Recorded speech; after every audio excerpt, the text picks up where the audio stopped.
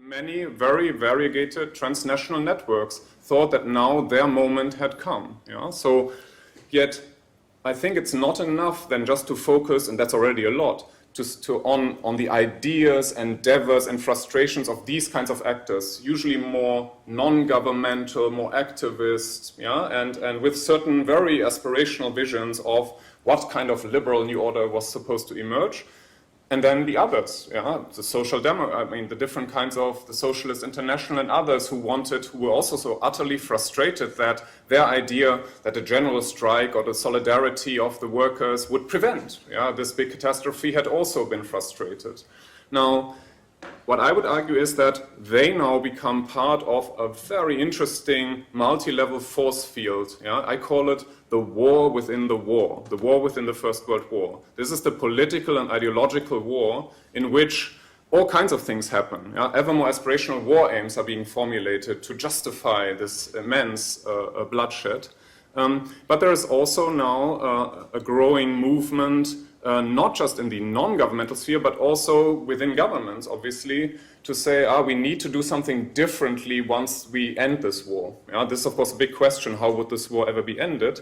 And here, let's ask ourselves, who are the most relevant actors for the greatest approximation to a new kind of, broadly speaking, liberal order? And I would argue it's not so much, for all their interesting ideas, the truly committed, more cosmopolitan, more really internationalist-minded actors who want to influence the various governments. It is rather, in the end, actors in positions of decision-making power that become so relevant by 1918 and 1919, precisely because what occurs after this First World War is the most complex, most global, and most chaotic in some ways decision-making process in the history of post-war settlements, the Paris Peace Conference, broadly speaking. Yeah? So what I'm trying to show in my book, and I think this is also important for understanding of liberal internationalism, is that, so imagine there's a playing field in which many actors, the strategist of the Foreign Office here in London, the strategist of the French Foreign Office, the inquiry that was mentioned, Woodrow Wilson himself and other actors of this kind, are using new concepts or revive, according to their needs, concepts such as the League of Nations, self-government, self-determination, and others, and they take and pick and choose some of the kinds of conceptions that are offered by the League of Nations Union or other such organizations, but they reframe them in strategies of power. Yeah? So, if one had a diagram of, it would be more like a diagram from like a pyramid. The beginning of this process in 1919 with a massive amount of actors having great expectations that this is the moment, some would say, where a Congress of the peoples and the true representatives of the whole world will now come together to set the rules of the modern post-war order. That's the great aspiration. This is from the beginning, of course, this collides with different, very entrenched strategies of great power peacemaking, on the side of the victorious powers of this war. The most far-reaching and successful strategy of this kind is actually pursued by the British government, and in not only reframing a lot of the kind of debates about the League of Nations and European settlements in accordance with British interests, but also in providing, dare I say, a new language that satisfies Wilson and also serves the needs of British imperial interests, especially, of course, in the wider Mediterranean area that needs to be restructured after the demise of the Ottoman Empire. Now, I would argue then that what we have at the core of this process are many frustrated, more committed internationalists, who came to Paris with grandiose expectations, some ideas of how to make their voices heard, and then left very frustrated. And part of the big legitimacy problem of the outcome of the Paris Peace Conference has to be sought in this dimension. So this, of course, has many different aspects. Some of them, they were mentioned earlier today, are those that thought they were representing the vanquished, but now reformed, democratic Weimar Republic of Germany that, of course, and the self-perception was supposed to have a place of at least equality in the progressive new order, and who draw all kinds of concepts. Schücking was mentioned. There are many others who are trying to suggest Germany has a major contribution to make, and who find themselves, for various reasons, being not even at any kind of the relevant tables. But so this is the problems of the victors of the and the vanquished. But there's, of course, a wider circle of exclusivity that has something to do both with power interest, but also with the sheer logistical aspect of trying to come up with a structure and certain institutional advances at this very cumbersome peace conference. And so this again frustrates a lot of those who we might call anti-imperial or at least reform-minded nationalists, but also internationalists who come from Indian context, from East Asia, from Egypt and other parts, and who are not so starry-eyed that they think, oh, now within a moment they can gain can gain independence, but who are looking at the shifting power dynamic and what is possible. And so here it is, I think, important to take a rather unknown character and maybe exemplify some of the problems using him, Woodrow Wilson.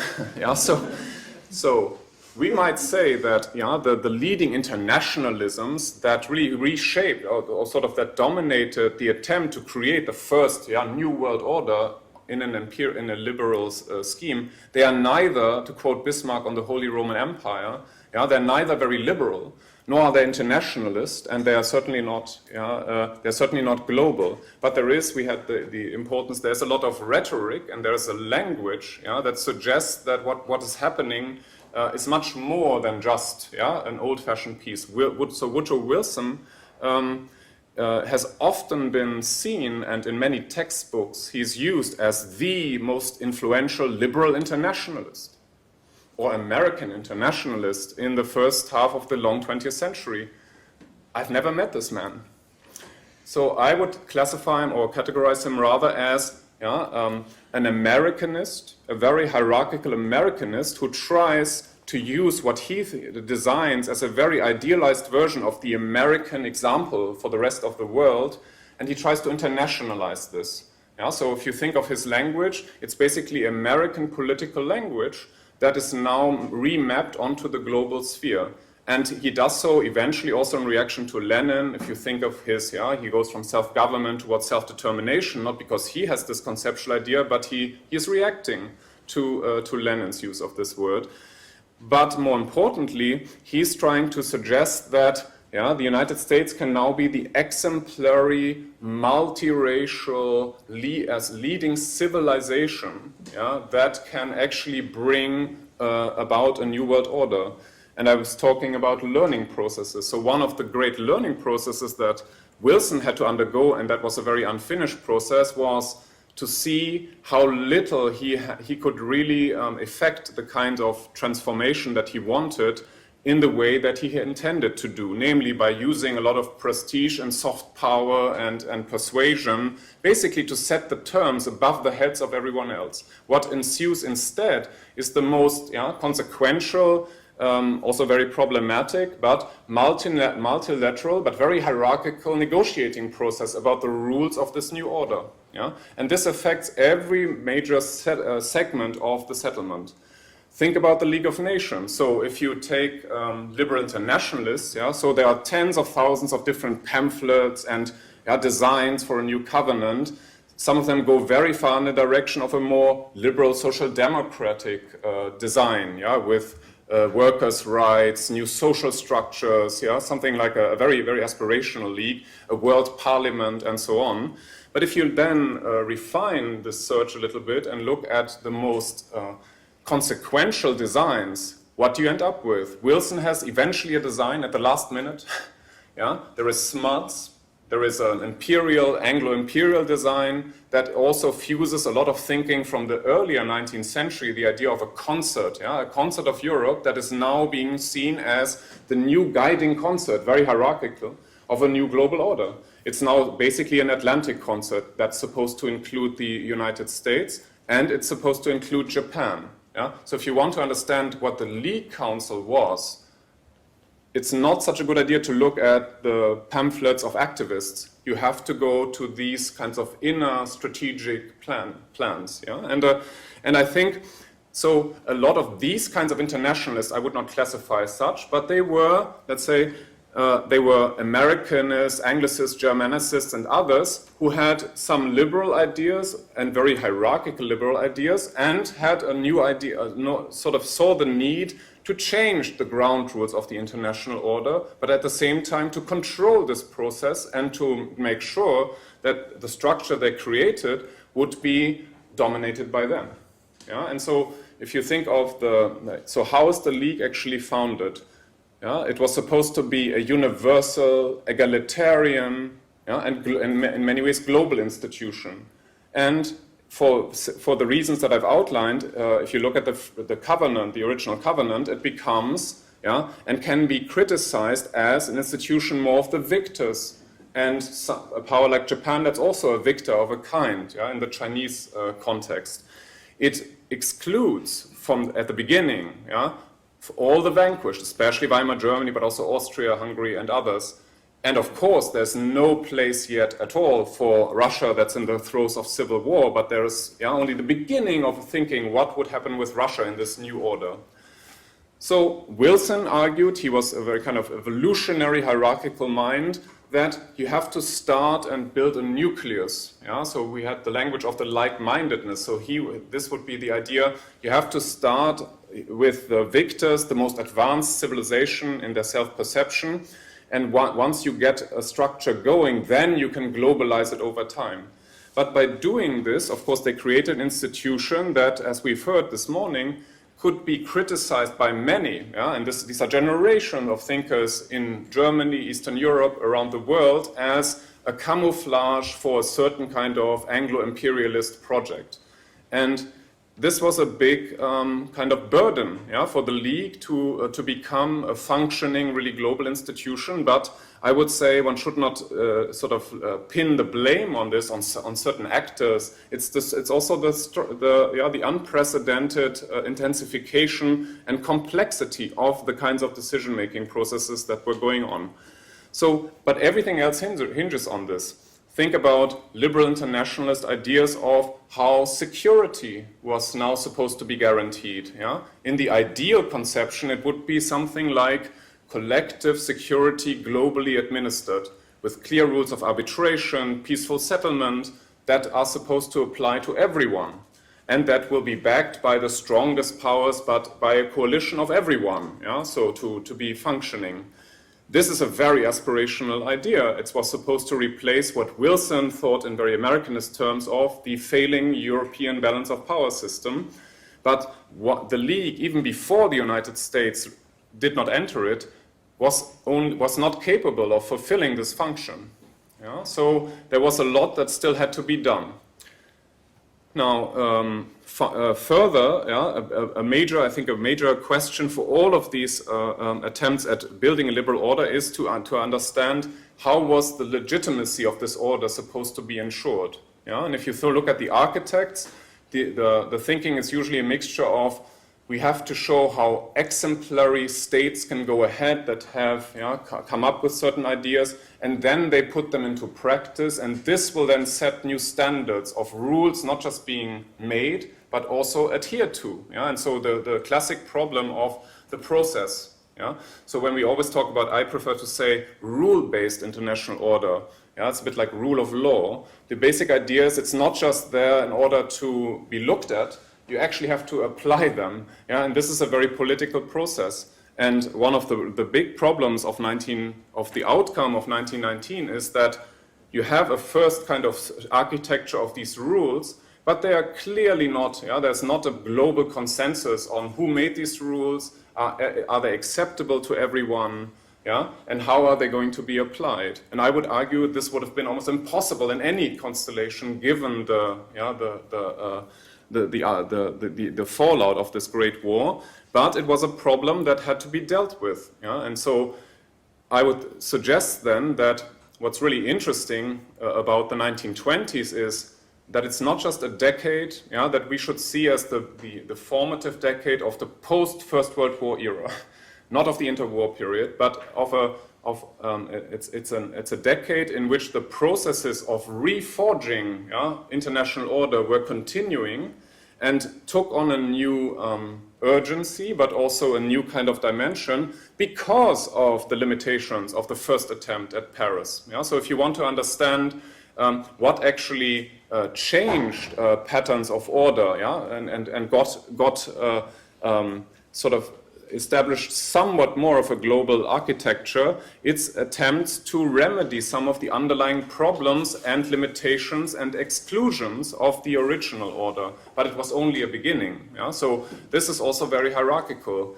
The most notable advances were made in Europe, I would argue. So by the mid-1920s, you have attempts to actually include Weimar Germany and the other vanquished powers into new understandings of collective security, a new kind of international concert, and to oblige them to abide by rules of peaceful settlement for all the border, minority, and other issues that are so rife in Eastern Central Europe. But this is not yet extending to Russia, and it's the beginning of a reorientation process. This is seen as in a very critical light by a lot of the more frustrated and disappointed hardcore, I would call them hardcore liberal internationalists who wanted much more of a change.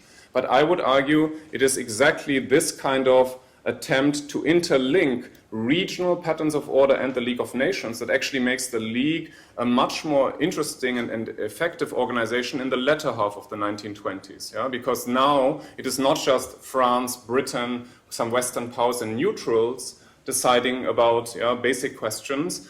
You have the very difficult attempt to integrate the vanquished powers and those that were excluded from this order before in peaceful processes. And it was outlined this morning how difficult this remained, because the other part that a more comprehensive understanding of, as I would argue, of international history requires us to take seriously is always the fact that most of the actors that we're interested in, they operate in different spheres, transnational, international, but also domestic. And it's very important. Domestic politics does not determine everything, as many, that's an old Germanic tradition, nor should it be ignored, because, again, it's a very different thing if you look at the efficaciousness of, let's say, a pressure group for the League of Nations and whether they reach certain governments. It's a very different thing if you try to analyze how a relatively democratically elected states, sort of a leader of a country, actually manages to find a language that observes both these international obligations, but also communicates into his domestic or her domestic force field why this is important and why this is necessary. One of the most interesting examples from the European context would be the incipient Franco-German adjustment and reconciliation process, where both an actor like Gustav Stresemann, but also Aristide Briand, they face a lot of internal skepticism, opposition towards anything like an internationalist understanding. How could one ever expect Germans to obey international rules and things like that? But they find a way of trying to make headway with this, and they are engaged in a kind of learning process, I would argue. And so I think it's been fairly established in recent international history that it's much more interesting to ask what was possible in the 1920s than to say, this was just all illusion and not bound to last, because we know what happened in the 1930s, because we've been come so used to thinking about things like this through the prism of the 1930s. But we of course have to look at the limitations as well. So I mentioned Europe, the Euro-Atlantic context, the United States in this period, not even a member of the League, but there are many American internationalists who still, like Shotwell and others, who want to sort of get American public opinion and the wider congressional world closer to playing a leading role. But they are also just beginning to do this. much more problematic, obviously, is the global dimension of this. Yeah? So if we think that there's some developments in East Asia with the Washington system and the attempt to both integrate a kind of relatively liberal Japan into a rule-based order in East Asia. There's much more rhetoric than substance on Chinese sovereignty, but at least there is, the problem is being recognized. But globally, of course, it's not sufficient to think of, let's say, this being the era of the League of Nations, because the League, in most of these bigger questions, the Manchurian incident and so on, it cannot yet be the really effective global institution. And so we need always to see this bigger picture. Yeah? Now, I'm going to keep this very short, but so my attempt is to say, so let's analyze as carefully as we can different dimensions. Yeah? So we can look at the overall change of the international system and ask ourselves, what are those rules that are actually now the new ground rules? Are they liberal? Are they inclusive? Yeah? So what kind of rules are we talking about when we talk about rule-based? And who was involved in the processes in making them, and who was not? And what were the consequences? Secondly, I think a very banal point, it's very important to look at the self-perception and self-understanding of the actors. Yeah? What does it mean if they saw themselves as internationalists? Yeah? For some it meant they were internationalist imperialists. For others they were social reformers with a transnational understanding of how these reforms were supposed to be carried out. Yeah? So, and we have to ask ourselves, did they really change their mentality, their approaches? Did they really learn something more substantial, or did they just learn the kinds of things that they needed to be more clever and effective in defending imperial interests, for example? Yeah? So there are very different things going on, but I think this actor dimension is very important because there is an openness and it's much more nuanced than just sort of throwing a blanket of either liberal internationalist or non-liberal internationalist on all these people. That's probably the historian's approach here. But nonetheless, I think we cannot stop there, but we should always link the changes in ideas, mentalities on a global scale with the question of what political impact did this have? Did the processes really change of making an order? What kind of institutions came out of this process, like the League? Yeah? What was it really like? And what can we really say that, for example, the big crisis of the long 20th century generated something like a metanoia, like a turning around of the mind. Yeah? And I think my work so far makes me very skeptical in that respect. Yeah? But nonetheless, it also makes me appreciate learning in a sense of not radically changing outlooks, but very important sort of changes in outlooks that take you, let's say, from the period of Theodore Roosevelt, when the conception of American leadership would have been to be at the head of a league of imperialist powers with a big stick and all that. And that was the rhetoric of strength, towards the period of Wilsonian overreach, and then towards the final outlook that I want to end with. And that's, of course, the big question. What are the really most important learning processes that come out of this period of first attempts, of the Paris Peace Conference in the 1920s, then the shaking up of all of this in the 1930s with the rise of very potent alternative conceptions. We've heard about them today, not the fascist kind, the authoritarian kinds, the National Socialist visions, and of course the more Stalinist communist one, and the Mao, let's say, different path communist one. Yeah. So can we say then, and this is one of the guiding questions for the next project, that actors over time learn something, and if we want to ask, so what was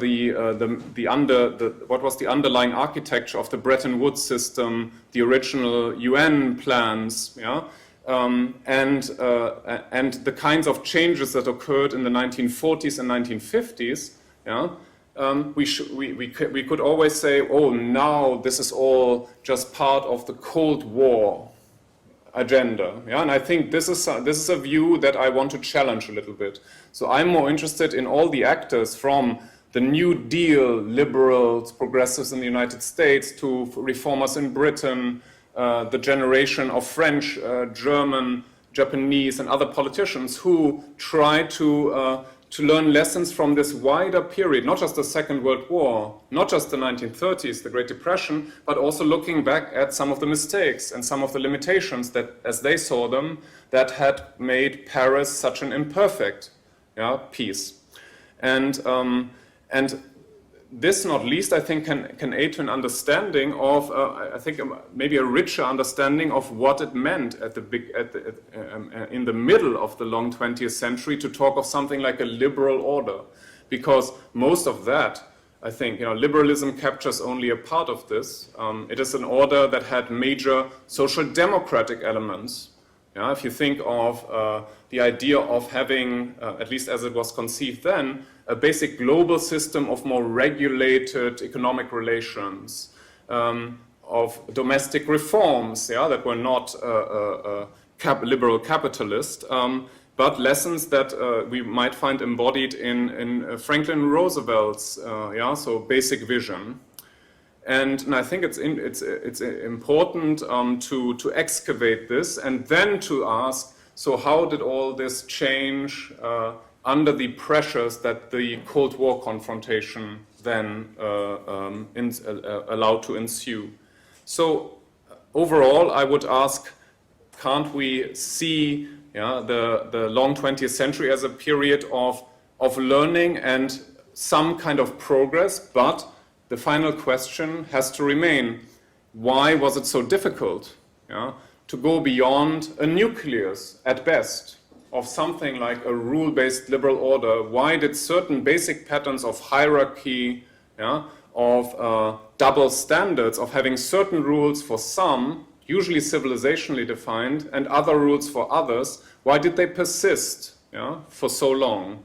Is this a question of history of ideas and mentalities? Do we have to understand the politics of all of this? So this is the final question that this project wants to answer. But of course, I would be silly if I already gave away the answer that I've come up with so far. So this is more for the discussion. Thank you very much.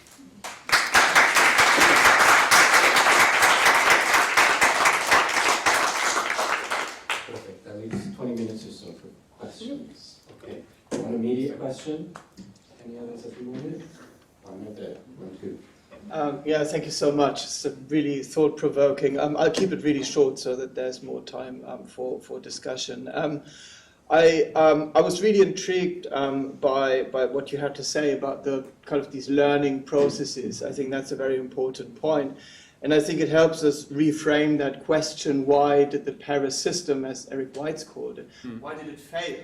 I think that's one question that's really important, and I'd really like to hear what you have to say. So if I understand you correctly, one of the lessons learned is that some sort of naive use of liberal internationalism doesn't work, so it needs to be underpinned by some sort of more robust institutional structure or power. So would that one? So that's one question. Why do you think that system failed?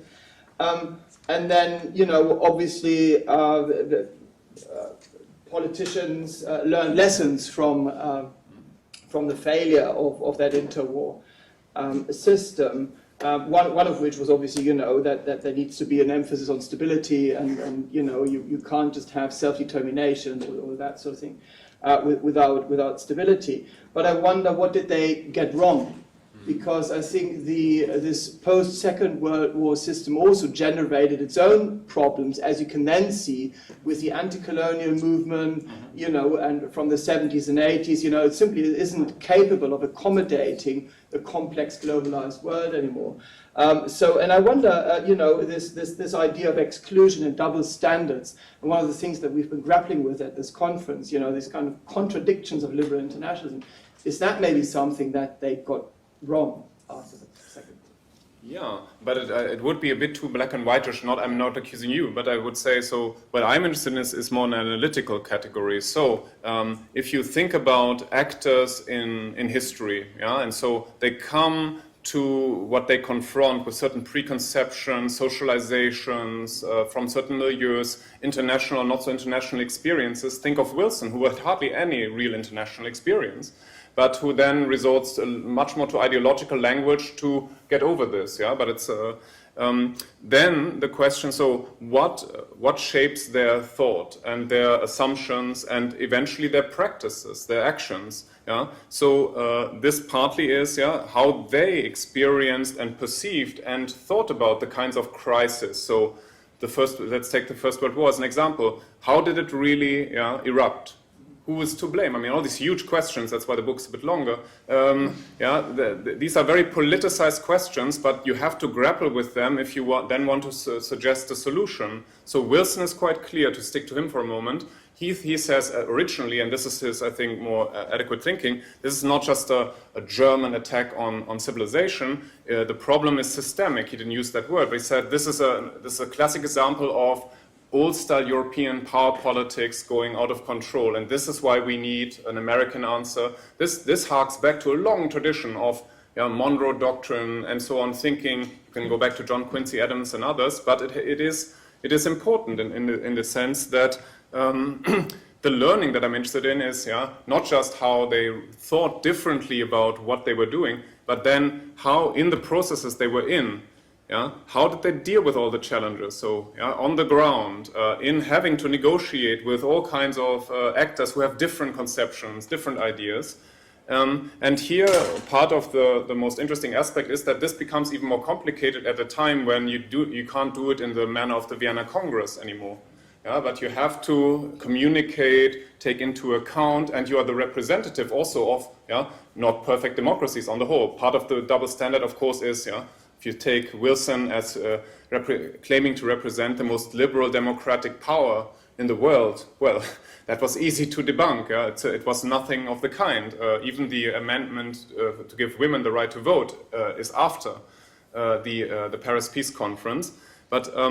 But nonetheless, the learning is not just some linear, formative thing where you claim to have drawn lessons and then you implement them. I'm more interested in the process. What does this actually mean on the ground? And I think the Paris Peace Conference offers a very interesting example of how so many different actors then had to struggle it out. And at the end of that struggle, something very imperfect emerge that I'm not criticizing per se, that there's a politicized view of this, but I'm rather interested in what do we need to understand these limitations, and among them is the one that there's a big gap between the ideas of those who are not in positions of political power, but who want more compulsory arbitration, all kinds of things that are universal and are more aspirational. But those that have to maneuver between domestic, transnational, and the international sphere are the decision makers, some of the main decision makers, some of their main advisors, and sometimes these advisors or some random ideas are more important than the most worked out pamphlets. And one has to have a framework of reference to understand all of this, because otherwise you're just in one strand. You can have one strand or another, but you never understand the bigger picture. And so I would say, if you had asked me, so why are there these double standards? Of course, that has something to do with the hierarchical, imperialist, liberal assumptions of many of the actors. But some of the double standards also have to do with the fact that, even if they had wanted to, probably they would never have managed to have a real negotiating process with, for example, the representatives of Germany after the kind of war that the First World War had been. Then, as a final dimension, then there's the retrospective dimension. So how do we now look back onto this period, and can we really put ourselves in the shoes of these actors, or are we imposing sometimes rather simplistic categories? So someone's either a liberal internationalist or not, and I'm not accusing anyone, but I think there is sometimes a tendency, I know it from the United States, that what figures under liberal internationalism is breathtaking. It's an umbrella phrase, and I think it would be better to use more nuanced language analytically, to look at that. And then your final point, absolutely, all the other wars and crises, generate new problems, but also new understandings. without the Great Depression affecting the United States, and without the New Deal and the idea that the state can actually build big, massive projects, you cannot imagine the kind of response of the Roosevelt administration or later the Truman administration for the Second World War world. Yeah? And yet they also look back at 1919. Partly because this idea of legitimacy that I mentioned is so central, and it's not just it's a global problem, but it's also a very specific domestic problem. Wilson exemplifies it. If you do not gain, if you don't find a way to get congressional and public support for your grand ideas, then you can have, maybe you're a champion. He wasn't anymore. You can be the champion of a new world in the world, but nothing, your own state doesn't even join this world. And this is, I think, a very important dimension that is part of the learning that I'm interested in. Sorry, I'm going on far too long here. Good, thank you very much. Very quick question, and I really appreciate how you warned us of looking at the 1920s from the perspective of the 30s. So an obvious question is then, what if the 1920s had never ended? Because you said the 1920s were successful, yes. And in a way, you mentioned Franco-German reconciliation. Mm-hmm. When we look at these actors, they were kind of settling some scores that Germans didn't get to be integrated in some of the league mechanisms yes. at the Paris Peace Conferences. But then in the 20s, they managed to get into those structures. For example, my example would be intellectual cooperation. Mm-hmm. So what if the 20s had never ended? Would this have been a continuing process of renegotiation, score settling, and perhaps perfecting this imperfect settlement? I think one should never be a counterfactual prophet, and to make it concrete, So one of the things I've already looked at a bit in my first book is that there was a massive crisis in 1929, but it only really got very bad in 1931. And if you had had other structures, and especially U.S. participation in collective responses, you could have dealt with this systemic crisis in a different way. Then, this might have led to different outcomes. For example, in Weimar Germany, the National Socialist Party being an important party but losing support, and so on. So there are all kinds of variables where you might think it might have been a different kind of more evolutionary process. But on the other hand, I find Thucydides extremely interesting in so many respects. But this thinking that we have, for him and Machiavelli, and then Kant even has that. How deep do crises and changes have to be really to get actors to do something more substantial? Even if it goes in the wrong direction. There's a lot of literature on what I call the dawn of the long 20th century, of how well all these imperial powers managed time and again to avert crises, to make deals, not to have a war. I think that's true, but you then have to explain why did this at some point fail, and of course you have to see at whose expense this was done. It was done at the expense of the weaker, those who were not in the club of these powers. And I think you could never have had the League of Nations without the catastrophe, unfortunately, of the First World War. And I think it's hard to imagine the kinds of structures of Bretton Woods, the United Nations, and the willingness of policymakers in the players that constituted these institutions to act on this. I mean, it's a speculation, but without the massive crisis of the Second World War. And you would not be able to explain the history of European integration, West and then East, and so on. So I think, unfortunately, I think there's something about this dialectic of how deep something has to be to really change attitudes and lead to other outcomes, while not making this too systematic. So this is, again, I think, for a lot of the more committed liberal internationalists in 1919, they thought already this war, if anything, must have shown that we really need to change our ways. But for many, it did not show that.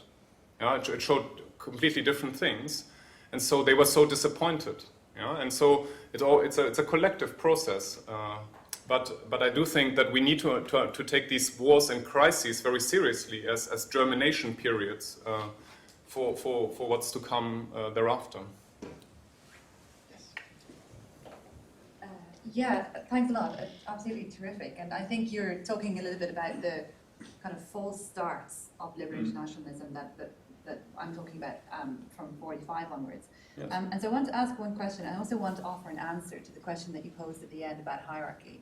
And my question is really about why do these actors institutionalize these efforts? Because that's something that I grapple with so much about the UN. Like, why do they want to create these institutions? Especially because those institutions are always a constraint on power in one way or the other, right? And so that's the first question, especially when, you know, the faith in these institutions is often in huge contrast to their effectiveness. So that's the question for you. But you know, the point that you make about why do patterns of hierarchy replicate? Well, it's very interesting, and I don't have a complete answer, but I was wondering, really, will patterns of hierarchy replicate because they guarantee agency and they funnel power in certain respects?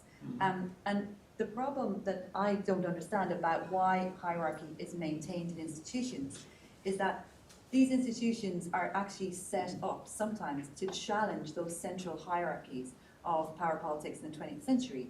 And yet what actually happens within those institutions is that not only do they maintain that hierarchy, but they actually replicate it. So not just in the League and the UN, but in the civil society and regional organizations that kind of, you know, unfold outwards, they replicate exactly those structures. And so that's why they maintain those hierarchies. And so that's kind of an attempt to, I'm interested in your answer that you're not going to give us, but I'm trying to push you to. I try to be very short, that calls for a lecture, but no, but so I would start by saying, would you really use the term replicate? Yeah, so I think that I'm more interested in the transformative. Yeah, so there's a reordering of hierarchy, but it really changes the overall hierarchies, and those who are at the top have to do very different things to be at the top. If that's what you're interested in, I would argue. Then why is this? So I think there are different.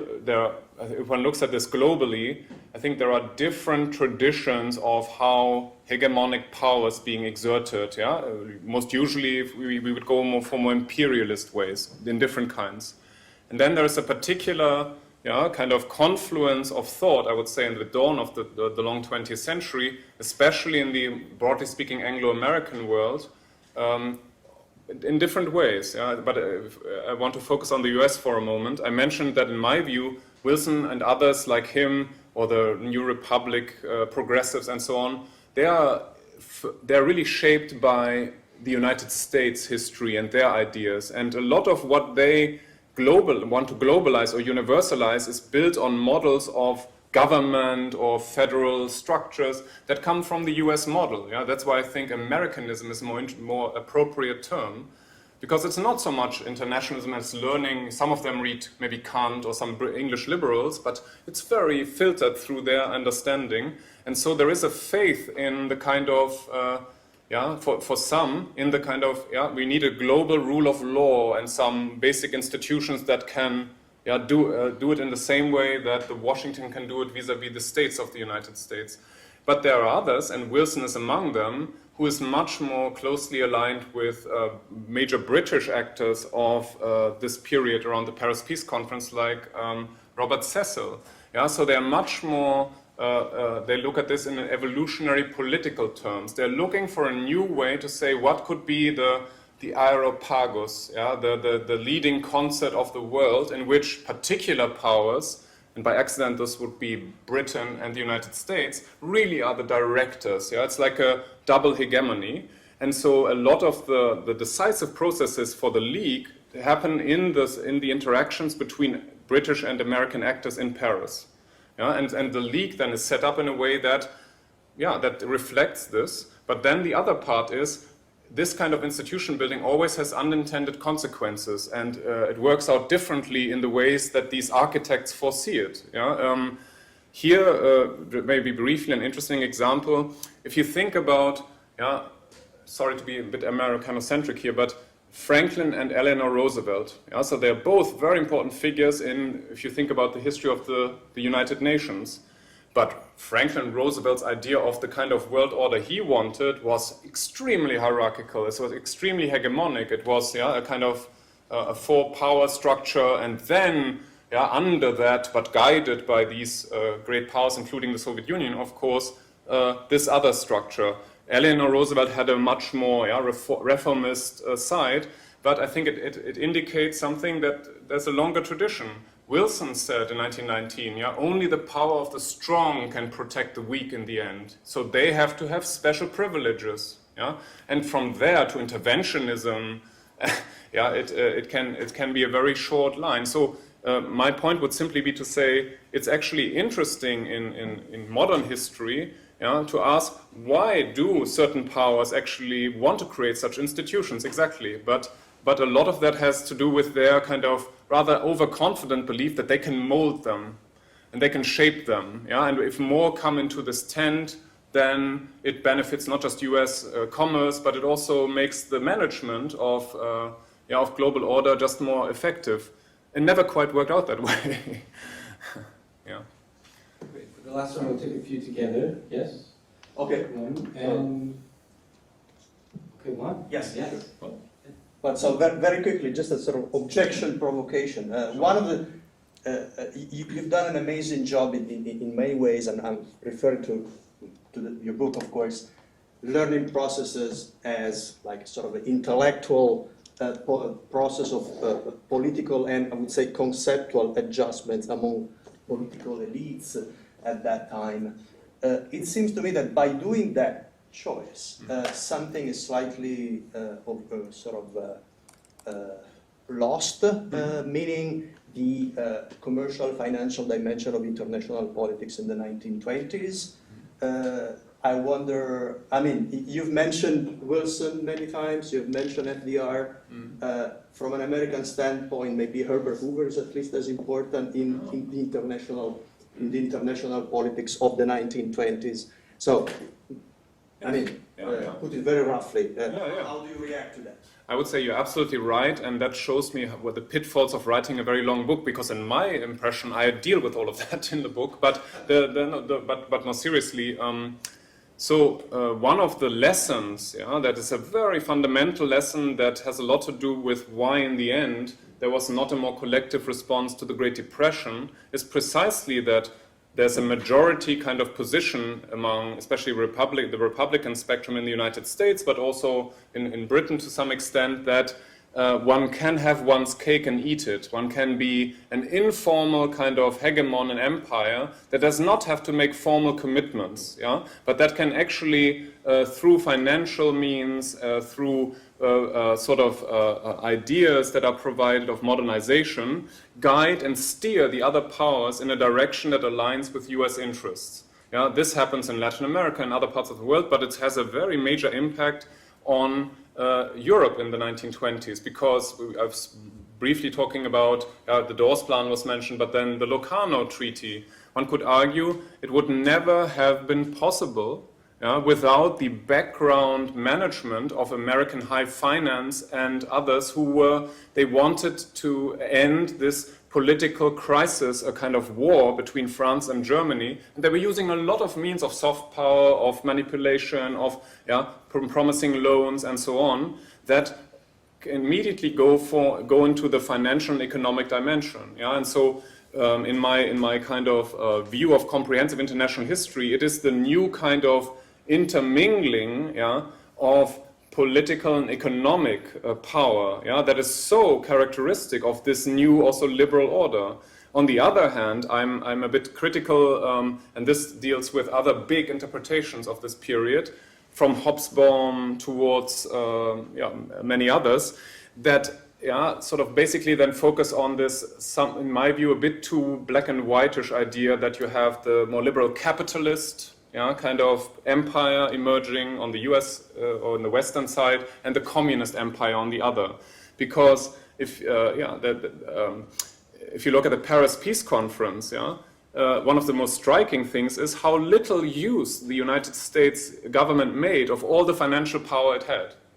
Both in trying to get outcomes that it wanted, because Britain and France were highly indebted to it, or to say, there was there was no Wilson Marshall Plan, and that is partly because the American state that Wilson represented, even after the New Freedom reforms, was still a very minuscule federal state. It did not have major budgetary and other means that it could now marshal to say, we are going to reconstruct post-war Europe. Instead, the rhetoric was, the Europeans have started this mess and they are still rich enough to solve it, but with our ideas, you can do it more effectively. Herbert Hoover is a great ambassador of a hands-on effective modernization. He, for example, then told the French governments in the 1920s, you don't need this big army anymore, it's old-fashioned, forget it. You have to invest your money into progressive economic development. And so part of the bigger learning processes that emerged from there were only possible after really, not least Hoover, saw it all collapse in the early 1930s. But this too is a big struggle. So I think it's always too simplistic to call the US this big capitalist power. It doesn't really capture. It captures one aspect, but it definitely is part of the new hierarchy of power that I'm trying to delineate. So just one more. But Oh, I see. Yes, Mary. How did they think about the difference between surrender in the Napoleonic War versus armistice? I mean, it sounds like, what did they do? They just substituted reparations for actual surrender or something? well, actually, it's a very... just briefly, I mean, that's a very important question, because at the very beginning of what we might call the most aspirational internationalist project was the idea that this great war, the First World War, should not have any victor. It should rather be a war that showed that modern war of this industrial scale was completely pointless and should be delegitimized by instigating a war without, a peace without victory. And Woodrow Wilson made this his own conception. So his original idea, very much influenced by his own socialization in the American South, and the US South, of having experienced an imposed peace by the North, was to say, we will never have a legitimate peace order after this war if one side wins over the other.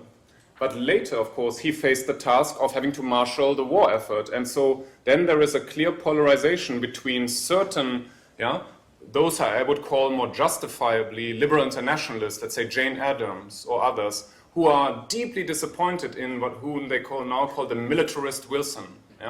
And others like Walter Lippmann, the New Republic progressives, who say, we need this war also to build a new United States. Think of John Dewey. These kinds of intellectuals say the United States has to wake up. We have to shoulder these responsibilities. And so that might again be an important sort of window into the much more interesting picture on internationalism. So these are all somehow liberal internationalists, but they really disagreed on fundamental questions. And I think this is, so in many ways, what Wilson and other American actors had to do in the end, they did not want to do.